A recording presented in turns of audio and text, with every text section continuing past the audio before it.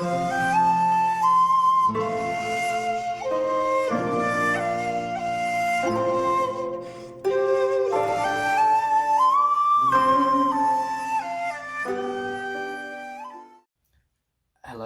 and welcome to Karate Time.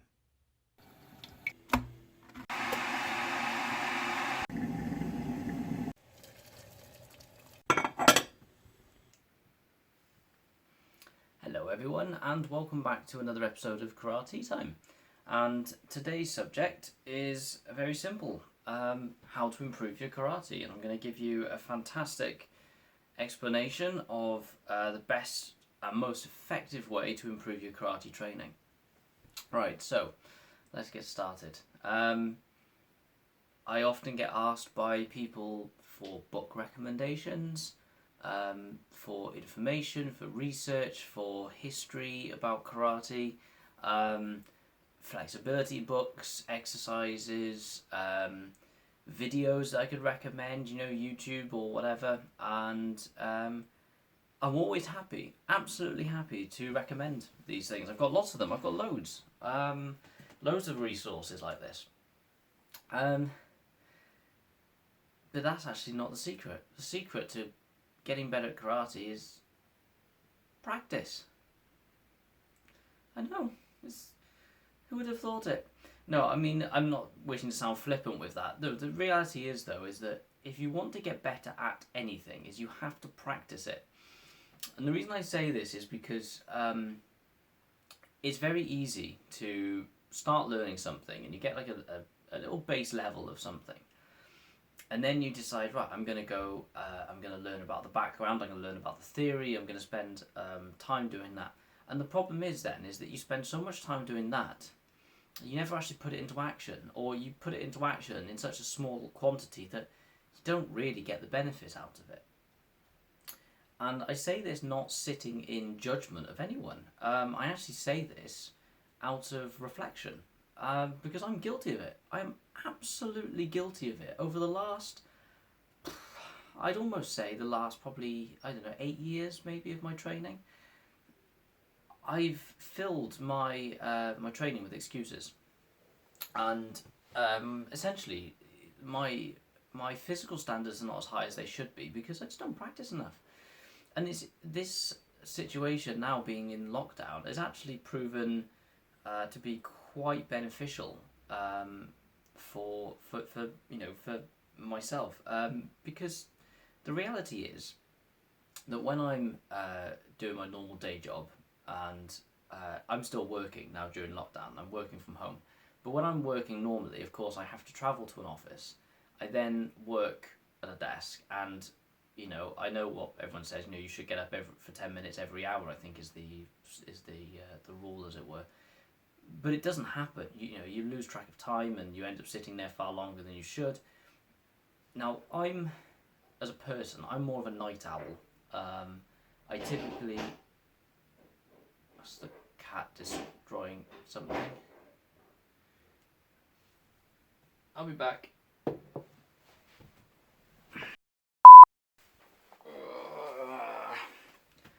So that was the cat playing with the bath plug. Yep, that's one of our cats. Yes, you.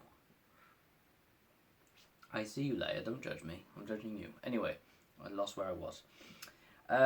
Yeah, like I said, this period of reflection's actually been quite good, because when I'm normally at my day job and so on, and I'm actually in the office, when I come back, I've normally got training in the evening, so it's quite late. And I've been driving home for an hour, normally longer, and then what I have to do is I basically come in. I've got about 10 minutes to feed the cats, get my kit, walk out the door, and go to training. Now, admittedly, that's probably the best way I can do it, because if I had any longer, I would sit down and just go, I just don't want to go.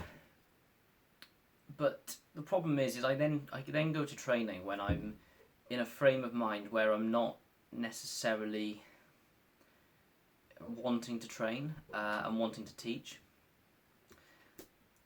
And the problem you have then is that I can teach. I can switch into it. I can get in. I can teach. I can do a lesson. I may not always be as happy with it if I'm not in the right frame of mind, but I can normally still pull it off and motivate other people.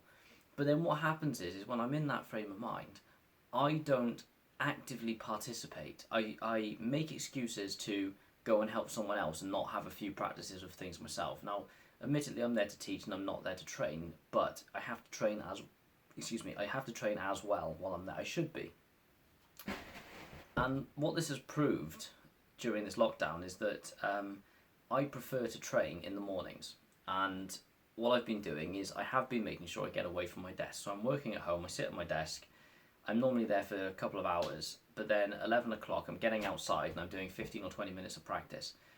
And it's doing absolute wonders for me. I'm also thinking about new things. I'm starting to say, right, okay, I want to come up with a new warm-up routine, which I will eventually do in the club as well. So it's something that will improve our general flexibility and strength as well.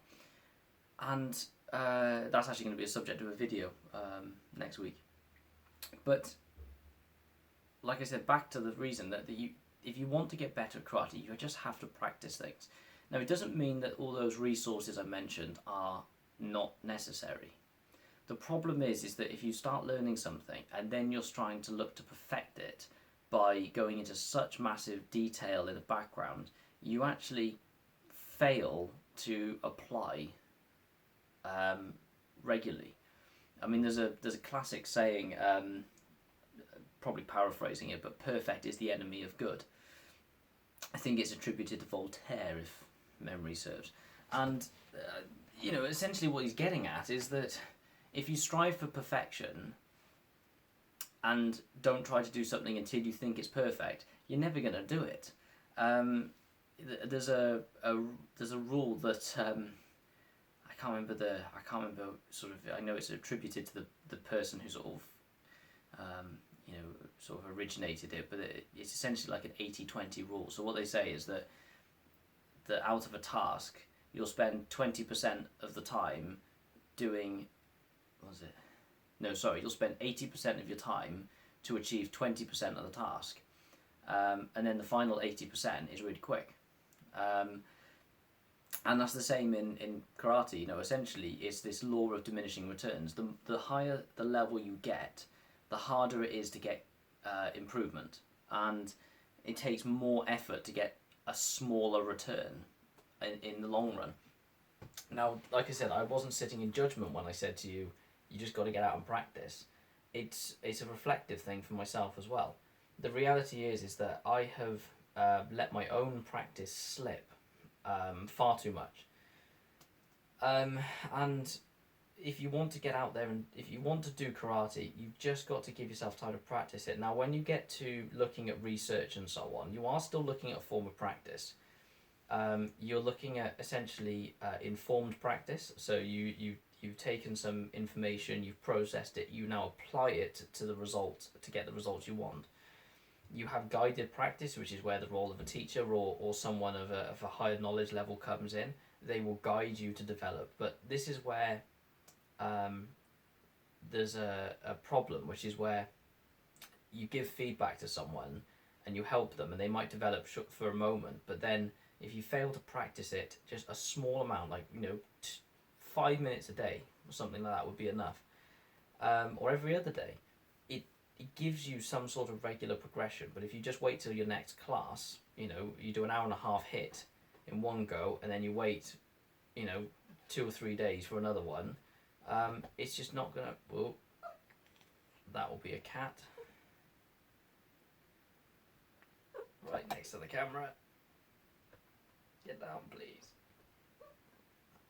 So the other cat here has an obsession with climbing doors. She jumps from the floor and pulls herself up the doors. Right, I'm just going to move her carefully. She won't stay on my lap. She never does, but... right, yes. Anyways, like I said, thanks to cat distractions, this has taken longer than I thought. I don't know where I was, but we'll just carry on with my general thoughts. So, like I said, if you work down, the guided practice, the guided practice is great, but if you don't actually practice it yourself, it has no use, and it's not uncommon for people who are in a teaching position to have someone say to them, "Can you help me with, X, Y, Z, because I can't do it very well." And one of the first things I often ask is, "Have you practiced it?" And you normally get an honest response of no. And I know what it is. It's that feeling that if you can't get it right, you don't want to do it yourself. Now, admittedly, you don't want to be practicing things incorrectly, but it's better to try and not succeed than not try at all, essentially.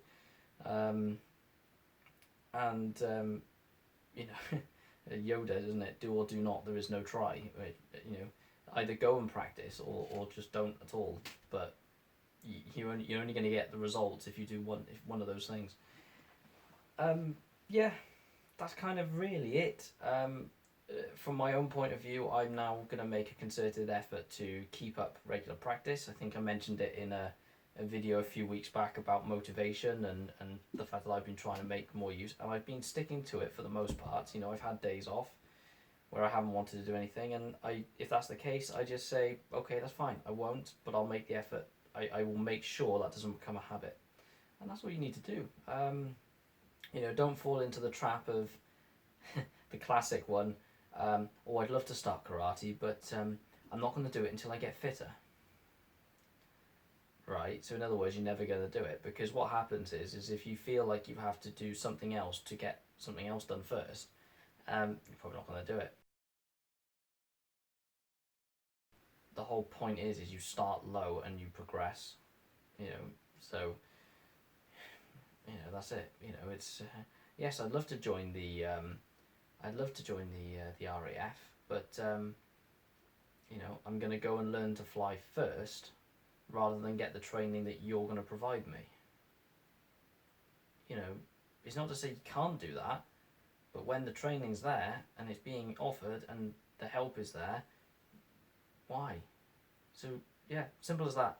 Get out there and practice. 5-10 minutes a day, pick something you want to work on and make it meaningful practice. Then ask for feedback, then look for research, then get some help, then apply it, then go back again, look for some more development, try and, just never neglect the actual physical training. You just can't beat it. It's as simple as that. Train. Practice. I want my tea. See you all next week.